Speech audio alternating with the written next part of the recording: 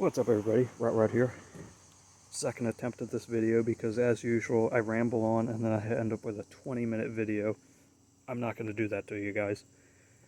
That being said, if you would like me to ramble on about my ideas and what I want to do with this project or anything else you see on the channel, say so and I'll make a long form video of me talking. But I know watching other stuff that can get annoying sometimes, so I won't subject you to that unless asked. What I've accomplished tonight is I have my delete plate. It's just, those screws are just holding it in place. I am not leaving those there. Of course, here we go. Screws that came out of it are the length you need, considering that the oil pump's going to be in there. Without the oil pump, the screws don't need to be that long. So I found one short one, and then that one I just threw a bushing in to basically just to keep pressure on it so that that gasket maker can set. I'll go somewhere tomorrow. I'm going to stick this in my pocket so that I can forget it and lose it. But I'll go somewhere and find some nice hardware like I did for that guy. Just need something a little smaller. And now I'm thinking of it, I need to find that size nut so that I can do something to delete the hole for the cable. I'll just nut and bolt it. I may throw some little bit of that silicone on it just to keep water out, but whatever. Anyway, what else did I do? I cleaned up this wheel a little bit. I've gone through a lot of brake clean, especially cleaning the engine up. This thing, I don't know what somebody was doing. Well, it seems to me like this was just cobbed together enough to run and go out and beat the crap out of it. It had, I think, 2 bolts on this side. They are both wrong. Normally, on these old bikes, you've got just Phillips head screws, bolts and stuff holding the cases together. Now the actual case halves still have the Phillips head hardware from what I have seen so far. I don't think the cases have been split, but somebody's been in the clutch and in the alternator and everything over there. I think I did show the wiring in one of the previous videos when I had that apart, maybe.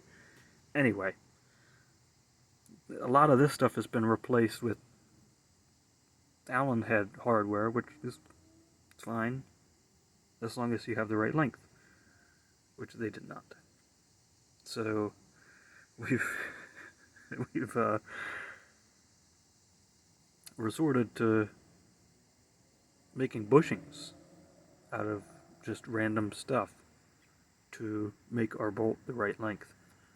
I have a bolt kit on the way to fix that, because I mean, like I said, it's got 2 wrong bolts in it and that was it.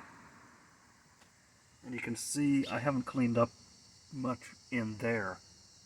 I cleaned this side really good so I didn't get a bunch of garbage in the clutch side, and same over here, just cleaned up enough to where I'm not going to be dropping all of this into the engine.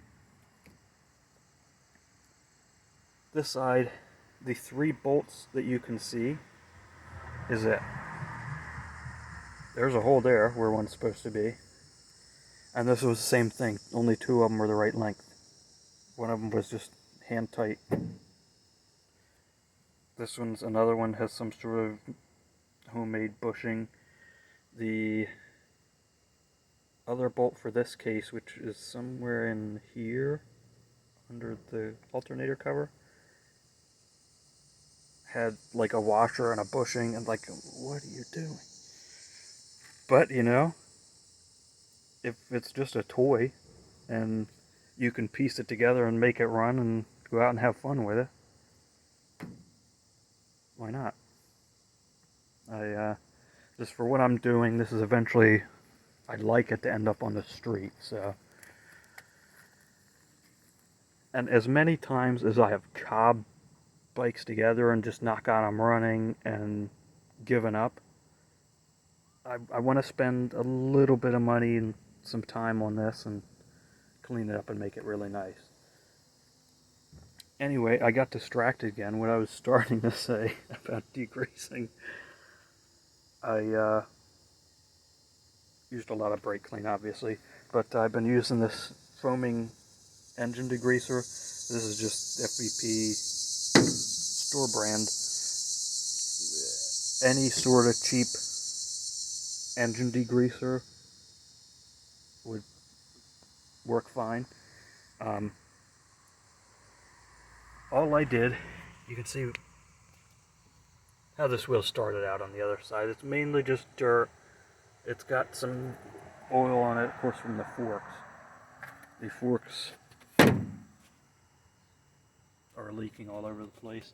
That's what this started out looking like. And you see that is a huge difference. Yeah, just dirt and grime and whatever else. I hit it with that foaming degreaser. I have my little brass toothbrush here and just scrubbed it down right quick. All I've hit so far was pretty much what you can see on this side of the brake drum. See, look at how nice that's shining already. I did hit just this side of this fork.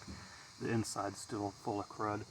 And then this side of the wheel, and kind of got in between the spokes a little bit. And then after I ran out of the last can of brake clean, I took the gum cutter and just cleaned off, you know, what degreaser was left and everything that came up with it. I'm sure there are much better ways to do it, but this is what I've got, so that's how I did it.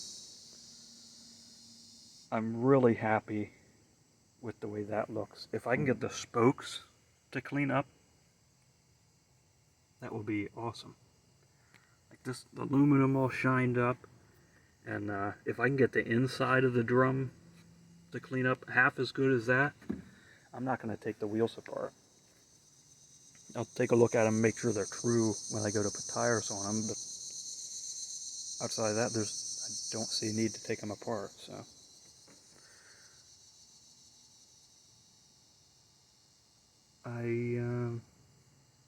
I think that's about all the progress I've made tonight. Nothing much, just wanted to do a quick video that's turned into 8 minutes. Thank you all for watching. If there's anything else you want to see, drop it in the comments. If you want to see how other projects are going, I haven't made much progress, but I can give you updates or whatever. Whatever you want to see, give me a shout. Like I've got my bio, this is low budget. I'm not putting any money into the YouTube thing, but if it's something I can record with my phone and show off, then that's no problem. Thank you all for watching. We'll catch you next time.